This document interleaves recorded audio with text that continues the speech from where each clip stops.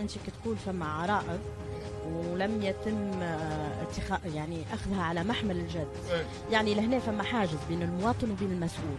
ساعات المسؤول يكون ما عندوش ذنب، هو ما يعرفش، ما وصلتوش المعلومه من المواطن. لا المسؤول في باله.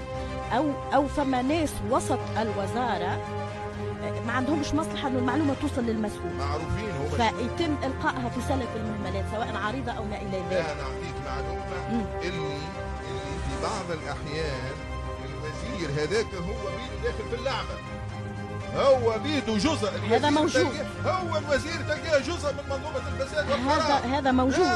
ولكن عندنا بعض الوزراء اللي عندهم نيه صادقه في خدمه هذا البلد او هذا الوطن. ثم البعض، نعم، البعض مثلا يكون لا يعلمش، يعملوا له حاجز وفهمني، ولكن بعض المحيطين به فاسدين، المديرين العامين وكذا كذا، تلقاهم هذوم كمان يعملوا له حاجز وكذا كذا. صحيح. لكن في بعض الاحيان توجد الوزراء بيدهم منخرطين. نعم في الفساد. هذا موجود طبعا، هذا موجود. نعم، وتوصلوا الكلام عن طريق وسائل الاعلام، يسمعوا في وسائل الاعلام شنو نحكوا كذا كذا، ولكن يصرون